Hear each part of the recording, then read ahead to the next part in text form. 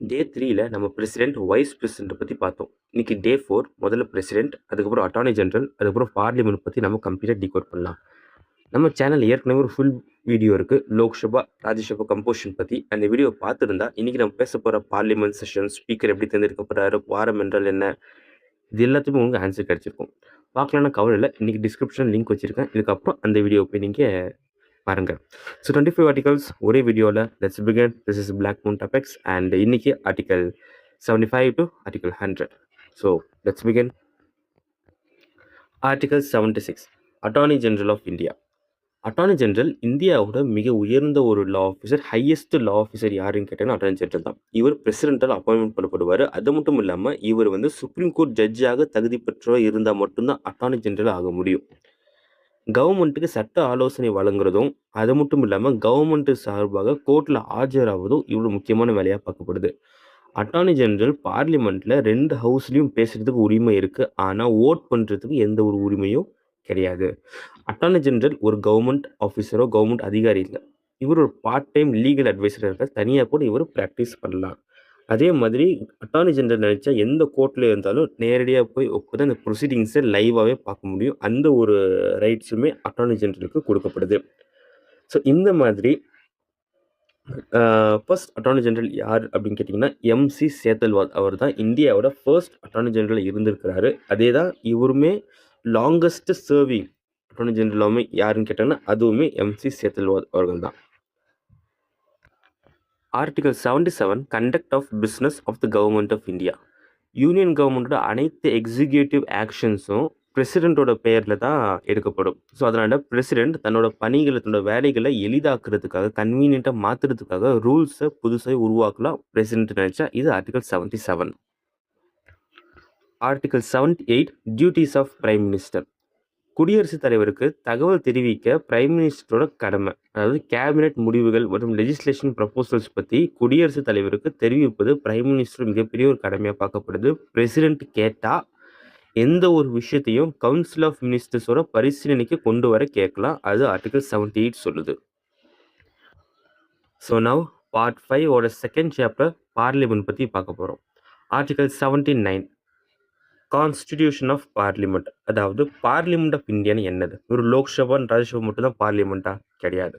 Parliament அப்படின்னா first president வந்துடுவார். அதுக்கப்புறம் 2 ஹவுசஸ், லோக்சபா அண்ட் ராஜ்யசபா. லோக்சபாக்கு இன்னொரு பேர் ஹவுஸ் ஆஃப் த பீப்புள் இல்லை லோயர் ஹவுஸ்னு சொல்லுவாங்க. ராஜ்யசபாக்கு இன்னொரு பேர் கவுன்சில் ஆஃப் ஸ்டேட்ஸ் இல்லை அப்பர் ஹவுஸ்னு சொல்லுவாங்க. லோக்சபா, ராஜ்யசபா, பிரசிடென்ட் இந்த 3 பேருமே சேர்ந்து தான் பார்லிமெண்ட் ஆஃப் இந்தியாங்கிறது கான்ஸ்டியூட் பண்ணப்படுது. அண்ட் பார்லிமெண்ட் சிஸ்டம்ங்கிறது யூகேலேருந்து வெஸ்ட் மினிஸ்டர் மாடல்லேருந்து நம்ம இன்ஸ்பயர் பண்ணி எடுத்திருக்கோம். ஆர்டிகல் 80 கவுன்சில் ஆஃப் ஸ்டேட்ஸோட அமைப்பு, composition of council of states. Rajya Sabha எப்படி கம்போஸ் பண்ணியிருக்காங்கிறது தான் ஆர்டிகல் 80. ஸோ மேக்ஸிமம் மெம்பர்ஸாக இருக்கிறது 250. அதில் 238ங்கிறவங்க எலெக்ஷன் மூலிமா எடுக்கப்பட்டது, எலெக்டட் மெம்பர்ஸ். 12 நாமினேட் பண்ணப்பட்டது பிரசிடென்ட்டால். இந்த 12 நாமினேட்டட் மெம்பர்ஸுமே எந்தெந்த ஃபீல்ட்ஸ்லேருந்து எடுக்கப்படுவாங்க அப்படின்னு literature, science, arts, social service, sports, இது ரொம்ப முக்கியமான ஃபீல்ட்ஸ்லேருந்து பிரசிடென்ட் நாமினேட் பண்ணுவார்.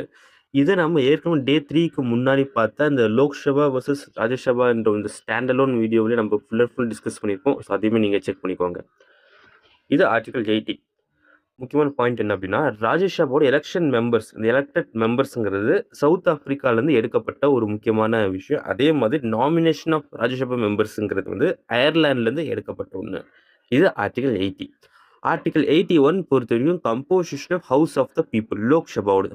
80ங்கிறது ராஜ்யசபாவோட அமைப்பு, 81 அப்படிங்கிறது லோக்சபாவோட அமைப்பு. லோக்சபாவோட கம்போசிஷன் பொறுத்த வரைக்கும் மேக்ஸிமம் 550 மெம்பர்ஸ் இருக்கலாம். அதில் 530ங்கிறது ஸ்டேட்ஸாகவும் 20 யூனியன் டெரிட்டரிஸ் கிட்டே இருந்து எடுத்துக்கலாம். ஸோ ப்ரெசன்ட் ஸ்ட்ரென்த் இப்போ கரண்ட்டில் எவ்வளோ இருக்காங்கன்னா 543 எலெக்டட் மெம்பர்ஸ் இருக்கிறாங்க. ஸோ இதுக்கு முன்னாடி 2 ஆங்கிலோ இந்தியன்ஸுமே பிரசிடென்சி நாமினேட் பண்ணலாங்கிற ஒரு சட்டம் இருந்தது. பட் பின்னாட்களில் 104 CA ஆஃப் 2019 இந்த ஒரு அமெண்ட்மெண்ட் மூலயமா அந்த ஒரு ப்ராசஸை ரிமூவ் பண்ணிட்டாங்க.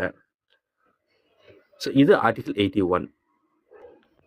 Article 82 readjustment after each census. சென்சஸ்க்கு பிறகு மறுசீரமைப்புன்னு சொல்லுவாங்க. அது ஒவ்வொரு சென்சஸ்க்கு 10 வருஷத்துக்கு ஒரு முறை எடுப்பாங்க. 2011 எடுத்திருந்தாங்க. 2021ல எடுத்திருக்கணும். பட் கோவிட்னால அத வந்து அப்படியே ட்ராப் பண்ணிட்டாங்க. பட் இப்போ அடுத்த வருஷம் சென்சஸ் ரிலீஸ் ஆக போகுது. ஸோ ஒவ்வொரு சென்சஸ்க்கும் பிறகு கான்ஸ்டிட்யூயன்சிஸை டெலிமிட்டேஷன் மூலமா மறுசீரமைப்பு மூலமா அதை வந்து அரேஞ்ச் பண்ணணும் அப்படின்னு சொல்லி ஆர்டிகல் 82. ஸோ இது வரைக்கும் 4 முக்கியமான டெலிமிட்டேஷன் ஆக்ட்ஸ் வந்திருக்கு. So first delimitation act 1952, second 1962, third 1972, fourth 2002. So இது மூலிமா 4 டெலிமிட்டேஷன் ஆக்ட் வந்து கொண்டு வந்திருக்கிறாங்க. ஸோ இது வந்து ஒவ்வொரு சென்சஸ்க்கு அப்புறம் கான்ஸ்டிட்யூயன்சிஸை டெலிமிட்டேஷன் மூலமா மறுசீரமைக்க வேண்டும் சொல்றது தான் ஆர்டிகல் 82. டெலிமிட்டேஷன்லாம் ஒன்றும் இல்லை, ஒவ்வொரு தொகுதியும் ஒவ்வொரு கான்ஸ்டியூன்சியோட லிமிட்ஸ் அண்ட் பவுண்ட்ரிஸை ஃபிக்ஸ் பண்ணுறது தான் டெலிமிட்டேஷன். அதுக்கேற்ற அந்த பாப்புலேஷன் பார்த்து அந்த ஏரியாஸ் பார்த்து எல்லாமே அந்த சென்சஸில் இருக்கிற டேட்டா வச்சு தான் அந்த டெலிமிட்டேஷனுங்கிறது கொண்டு வருவாங்க. இது ஆர்டிகல் 82ல் பேசப்படுது. Article 83 duration of houses. அதாவது லோக்சபா பொறுத்த வரைக்கும் இதோட காலம் 5 இயர்ஸுங்கிறது இருக்குது. நேஷ்னல் எமர்ஜென்சி வரப்போ ஒரு வருஷம் வந்து எக்ஸ்டெண்ட் பண்ணப்படலாம். அது எமர்ஜென்சி முடிஞ்சதுக்கப்புறம் அவசர நிலைங்கிறது முடிஞ்சதும் ஒரு 6 மாதம் எலெக்ஷன் கண்டக்ட் பண்ணணும். இது லோக்சபாவோடது. ராஜ்யசபா பொறுத்த வரைக்கும் இது வந்து எப்பயுமே டிசால்வ் ஆகாது. இது வந்து ஒரு பெர்மனன்ட் ஹவுஸ், ஒரு நிரந்தர அவையாக வந்து பார்க்கப்படுது. ஒவ்வொரு 2 வருஷத்துக்கு ஒரு முறை 1/3 ஆஃப் மெம்பர்ஸ், 3ல் 1 பங்கு ரிட்டையர் ஆகிட்டு தான் இருப்பாங்க. அண்ட் டேர்ம் பொறுத்த வரைக்கும் 6 வருஷம் ராஜ்யசபாவில் இருக்கலாம். இது ஆர்டிகல் 83 ஹவுசஸோட டியூரேஷன் பற்றி பேசுது. Article 84 qualifications for membership of parliament. ஒரு பாராளுமன்றத்தில் உறுப்பினராக இருக்கிற என்னென்ன குவாலிஃபிகேஷன்ஸ் வேணும், என்ன தகுதிகள் வேணும்னு சொல்கிறது ஆர்டிகல் 84. 1, ஆஸ் யூஷுவல் இந்தியன் சிட்டிசனாக இருக்கணும். 2வது லோக்சபாவுக்கு 25 இயர்ஸ் அவங்க பூர்த்தி அடைஞ்சிருக்கணும். ராஜ்யசபாவுக்கு 30 வயசுக்கு நிரம்பியிருக்க வேண்டும். இந்த 2 ஏஜ் குவாலிட்டிங்கிறது ரொம்ப முக்கியம். இந்த 2 ஏஜ் குவாலிஃபிகேஷன் ரொம்ப முக்கியம். லோக்சபாவுக்கு 25 இயர்ஸ், ராஜ்யசபாவுக்கு 30 இயர்ஸ். அது மட்டும் பாராளுமன்றம் நிர்ணயிக்கும் மற்ற தகுதியுமே பூர்த்தி செஞ்சால் அவங்க வந்து பாராளுமன்ற உறுப்பினராக மாறலாங்கிறது article 84. Article 85 sessions of parliament prorogation and dissolution advice of council of ministers. இப்போ பிரசிடென்ட் பாராளுமன்றத்தை வந்து சமன் பண்ணுறதுக்கு அழைப்பாங்க. ஆனால் 2 செஷன்ஸ்க்கு நடுவில் இடைவெளிங்கிறது 6 மாதங்களை தாண்டக்கூடாது. ப்ரொரோகேஷன் அப்படின்னா ஒரு செஷனை வந்து முடிவுக்கு கொண்டு வருது. டிசொல்யூஷன் என்பது வந்து லோக்சபாவை கலைப்பது. இதுதான் ப்ரொரோகேஷன், டிசொல்யூஷன். ஸோ இது வந்து ஆர்டிகல் 85 சொல்லுது. அண்ட் பார்லிமெண்ட்ரி செஷன்ஸ் பொறுத்தவரை 3 செஷன்ஸ் இருக்குது. Budget session, monsoon session and winter session. Budget session பொறுத்த வரைக்கும் பிப்ரவரி டு ஏப்ரல். மான்சூன் செஷன் பொறுத்த வரைக்கும் ஜூலைலேருந்து ஆகஸ்ட். வின்டர் செஷன் பொறுத்த வரைக்கும் டிசம்பரில் கண்டக்ட் பண்ணுவாங்க. ஸோ இதான் 3 விதமான பார்லிமெண்ட்ரி செஷன்ஸ். அண்ட் இது சமன் பண்ணுறது யார்? பிரசிடென்ட். இது article 85. 86 right of president to address and send messages. President ஏதேனும் ஒரு அவைக்கோ, லோக்சபா, ராஜ்யசபா ஏதேனும் ஒரு அவைக்கோ இல்லை 2 அவைகளின் ஜாயின்ட் சிட்டிங்கோ அவங்க வந்து உரையாற்ற முடியும். அது மட்டும் மெசேஜும் அனுப்பலாம். ஒரு பெண்டிங் பில்ஸ்க்கான ரிலேட்டடாக மெசேஜஸும் அனுப்பலாம். இது வந்து ஆர்டிகல் 86க்கு. ஸோ பிரசிடென்ட் மெசேஜ் அனுப்பலாம் 2 ஹவுசஸ்க்கும், Lok Sabha and Rajya Sabha, regarding what? Regarding pending bills. இது article 86. Article 87 special address by the president. ஒவ்வொரு ஆண்டோட முதல் செஷன் நம்ம ஆரம்பிக்கும் போதும் இல்லைனா ஒவ்வொரு பொது தேர்தலுக்கு அப்புறம் முதல் செஷன் தொடங்கும் போதும் குடியரசுத் தலைவர் 2 அவைகளும் கூப்பிட்டு ஜாயின்ட் சிட்டிங்கை உரையாற்றுவார். இதுதான் பிரசிடென்ட்ஸ் அட்ரஸ் அப்படின்னு நம்ம சொல்கிறோம். Article 87. Article 88 rights of ministers and attorney general. அமைச்சர்களும் சரி அட்டார்னி ஜெனரலும் சரி 2 அவைகளை பேசுறதுக்கு உரிமை இருக்குது. அவங்க அந்த அவையில் உறுப்பினர் இல்லைனாலுமே கூட அவங்க பேசலாம். ஆனால் ஓட் பண்ணுறதுக்கு தான் இங்கே உரிமைங்கிறது கிடையாது. Article 89 chairman and deputy chairman of Rajya Sabha. Vice பிரசிடென்ட்டே வந்து ராஜ்யசபாக்கு எக்ஸ் அஃபிஷியல் சேர்மேனாக ஆயிடுவார். வைஸ் பிரசிடென்ட் இருந்தாலே போதும். இப்போ நமக்கு வந்து ராதாகிருஷ்ணன் அவர்கள் தான் வந்து எக்ஸ் அஃபிஷியல் சேர்மேனாக இருக்கார். டெபுட்டி சேர்மேனை வந்து ராஜ்யசபா உறுப்பினர்களே தங்களுக்குள்ளே இருந்து தேர்ந்தெடுத்துப்பாங்க. இது article 89. Article 90 vacation, resignation and removal of deputy chairman. Deputy chairman ராஜ்யசபாவோட உறுப்பினராக இல்லாமல் போனாலோ இல்லை ராஜினாமா செய்தாலோ, அப்படி இல்லைன்னா ராஜ்யசபா ரெசல்யூஷன் மூலயமா, அதாவது எஃபெக்டிவ் மெஜாரிட்டி மூலயமா நீக்கினாலோ பதவி வேக்கண்டாகவும் காலியாகும் சொல்கிறதா ஆர்டிகல் 90.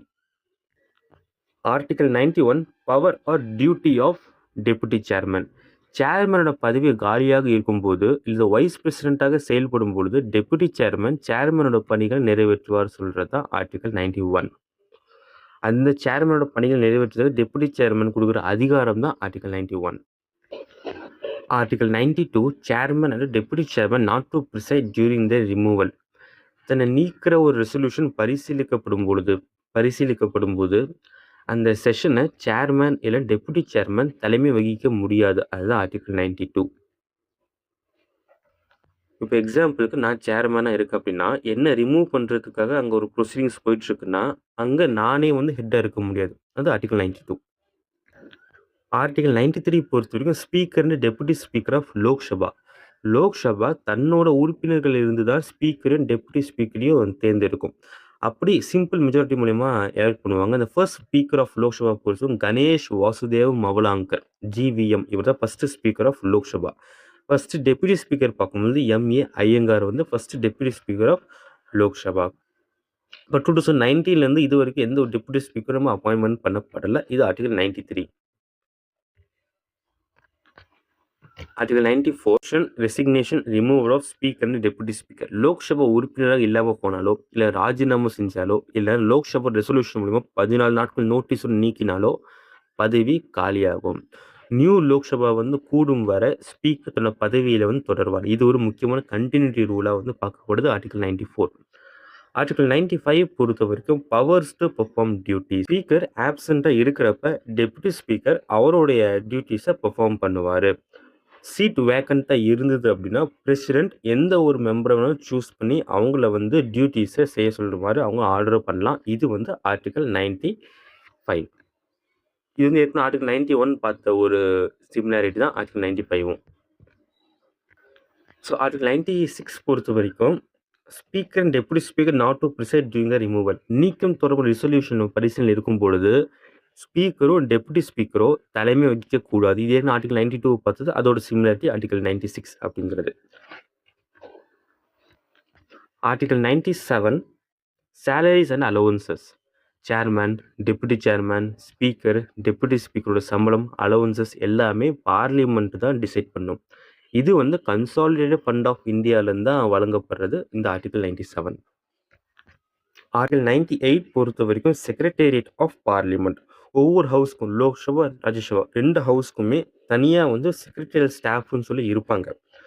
இந்த செக்ரட்டேரியட்டை யார் அப்பாயின்ட் பண்ணப்படுவார்னா பிரசிடென்ட் அப்பாயின்மெண்ட் பண்ணுவார். ஆனால் யாரோட அட்வைஸில் அப்பாயின்ட் பண்ணப்படுவார் அப்படின்னா ஸ்பீக்கர் ஆஃப் லோக்சபா அண்ட் ராஜ்யசபாவோட சேர்மன் இவங்க 2 பேரோட அட்வைஸில் தான் பிரசிடென்ட் செக்ரட்டேரியட்டை அப்பாயின்மெண்ட் பண்ணப்படுவார். இது வந்து ஆர்டிகல் 98 சொல்லுது. Article 99 oath or affirmations by members. ஒவ்வொரு உறுப்பினரும் பதவி ஏற்பதற்கு முன்னாடி குடியரசுத் தலைவர் அல்லது அவர் நியமித்த நபர் முன்னிலையில் தான் உறுதிமொழி எடுக்க வேண்டும் சொல்றது ஆர்டிகல் 99. ஒருவேளை பிரசிடென்ட்டால அந்த ஒரு மீட்டிங் அவர் அட்மினிஸ்டர் பண்ண முடியல அப்படின்னா அவர் வந்து அங்கே வர முடியல அப்படின்னா பிரசிடென்ட் ஒரு சீனியர் மோஸ்ட் மெம்பரை டெம்பரரி அப்பாயின்மெண்ட் பண்ணப்படுவார். ஸோ அவர் முன்னிலையில் உறுதிமொழி எடுக்கலாம். அந்த சீனியர் மோஸ்ட் மெம்பர் தான் வந்து ப்ரோட்டம் ஸ்பீக்கர் அப்படின்னு சொல்லுவோம். ஸோ ப்ரோட்டம் ஸ்பீக்கர்னா பிரசிடென்ட் வர முடியாத பட்சத்தில் அவர் அப்பாயின்மெண்ட் பண்ணப்பட்ட நபருக்கு முன்னாடி நம்ம வந்து உறுதிமொழி எடுக்கணும். அந்த அப்பாயின்மெண்ட் பண்ணப்பட்ட நபர் தான் நம்ம ப்ரோட்டம் ஸ்பீக்கர் அப்படின்னு சொல்கிறோம் article 99. Article 100 voting in houses and quorum. Quorum அப்படின்னா வந்து அந்த டோட்டல் ஸ்ட்ரென்த் ஆஃப் ஹவுஸில் 10% அந்த ஹவுஸில் வந்து இருக்கணும். அப்படி இருந்தால் மட்டும்தான் ப்ரொசீடிங்ஸை கேரி பண்ணுவாங்க. அப்படி இல்லாத பட்சத்தில் ப்ரிசைடிங் ஆஃபீஸர் அந்த ஹவுஸை வந்து அட்ஜர்ன் பண்ணிடுவார். அண்ட் அதே மாதிரி சேர்மேன் இல்லை ஸ்பீக்கர் வந்து ஓட் பண்ண மாட்டாங்க. ஆனால் அங்கே ஒரு டை ஆயிடுச்சு அப்படின்னா ஒரு ஓட்டு போட்டால் 2ல் ஏதோ ஒரு பக்கம் நம்ம முடிவெடுக்கலாங்கிற பட்சத்தில் அங்கே சேர்மன் ஸ்பீக்கர் வந்து கேஸ்டிங் ஓட்டுங்கிறத போடுவாங்க. இது ஆர்டிகல் 100. ஸோ இது ஸ்பீக்கர் அப்புறம் சேர்மன் அதாவது லோக்சபா அண்ட் ராஜ்யசபா தொடர்பான ஆர்டிகல்ஸை ஒரு மாதிரி பேர் பண்ணி ஜோடியாக வந்து வச்சுப்பாங்க. உதாரணத்துக்கு ராஜ்யசபாவுக்கு 89, 90, 91, 92, லோக்சபாவுக்கு 93, 94, 95, 96 இந்த மாதிரி பேர் பண்ணி படிச்சுன்னா ரொம்ப ஈஸியாக உங்களுக்கு வந்து மெமரி ஆகிடும். So article 76 to 78 attorney general, அப்புறம் கவர்மெண்ட் பிஸ்னஸ் பற்றி பார்த்தோம். 79 to 85 பார்லிமெண்ட்டோட ஸ்ட்ரக்சர் அண்ட் டேர்ம்ஸ் பார்த்தோம். அப்புறம் 86 to 92 பிரசிடென்ட் அட்ரஸ், அப்புறம் ராஜ்யசபாவோட சேர்மன் பற்றி பார்த்தோம். 93 to 100 ஸ்பீக்கர் ஆஃப் லோக்சபா, அப்புறம் ப்ரொசீஜரல் ரூல்ஸ் பற்றி பார்த்தோம். ஸோ 4 days கம்ப்ளீட் 100 ஆர்டிகல்ஸை நம்ம முடிச்சிருக்கோம். ஸோ இப்போ 100 ஆர்டிகல்ஸ் கம்ப்ளீட் ரிவிஷன் கிட் உங்ககிட்ட இருக்கு. So this is day 4, article 76 to 100 கம்ப்ளீட்டாக நம்ம முடிச்சிட்டோம். ஸோ டே 5ல் ஆர்டிகல் 101 to 125 வரைக்கும் நம்ம கண்டினியூ பண்ணலாம். So parliament legislative procedures, money bills, அப்புறம் பட்ஜெட் ப்ராசஸ் பற்றின கம்ப்ளீட் டீட்டெயில்ஸை நம்ம விரிவாக பார்க்கலாம். ஸோ இதுதான் லோக்சபாவோட ரியல் பவர் எப்படி ஆப்ரேட் ஆகுதுங்கிறது காட்டுற ஒரு பார்ட். ஸோ 4 days கம்ப்ளீட் பண்ணியிருக்கோம். இந்த சீரிஸ் இது வரைக்கும் நீங்கள் ஃபாலோ பண்ணுறீங்க. நீங்கள் இப்போ பாலிட்டியில் பாஸ் பண்ணுறதுக்கான ஒரு கரெக்டான ரூட்டில் தான் இருக்கிறீங்க. ஸோ சப்ஸ்கிரைப் செஞ்சுக்கோங்க, நோட்டிஃபிகேஷன்ஸில் ஆன் பண்ணிக்கோங்க. டே 5ல் சந்திக்கலாம். ஸோ பிவைக்யூ அண்ட் ரிவிஷன் பண்ணிக்கோங்க. இந்த ஃபர்ஸ்ட் 100 ஆர்டிகல்ஸ் இன்றைக்கி நீங்கள் ரிவிஷன் பண்ணி கம்ப்ளீட் பண்ணிடுங்க. So let's meet in day 5. All the best and thank you.